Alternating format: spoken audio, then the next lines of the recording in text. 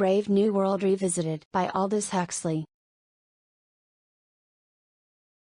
The overpopulation crisis. The central argument is that the world's rapidly growing population is a primary threat to human freedom and stability.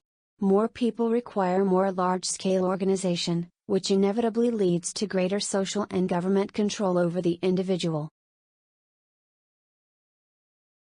The quality of organization. Modern societies are not just larger but more densely populated and complex. This necessitates immense, impersonal organizations that are inherently unstable and require powerful central control to function, eroding personal liberties and community ties. Propaganda in a democratic society. In a democracy, power is exercised through persuasion and the manipulation of public opinion rather than brute force. The book examines how propaganda, through modern advertising and media, can be used to make people love their servitude, just as in the fictional world state. The tools of persuasion. Huxley analyzes the sophisticated techniques of persuasion developed since the 1930s. These include targeted language, clever marketing, subconscious manipulation, and the use of social psychology to bypass rational thought and appeal directly to human emotions and instincts. Brainwashing and the power of suggestion. The book explores the chilling effectiveness of brainwashing or coercive persuasion, as seen in political purges.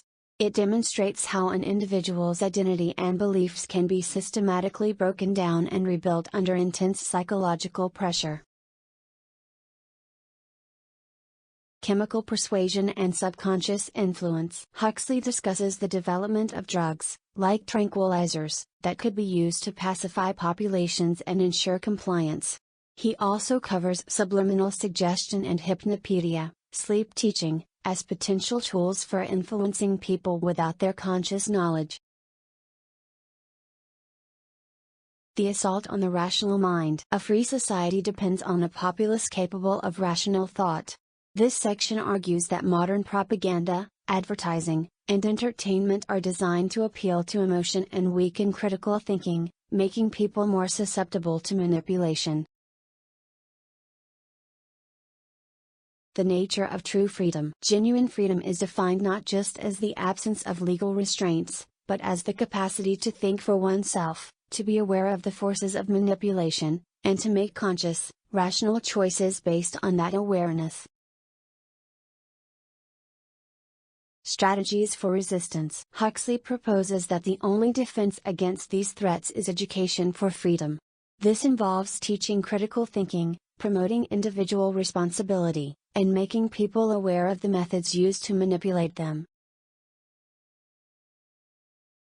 The urgency of the situation. The final analysis is a urgent warning. The fictional horrors of Brave New World are not distant fantasies but real possibilities. The forces of overpopulation, technological advancement, and propaganda are accelerating, making the preservation of human freedom and dignity more critical than ever.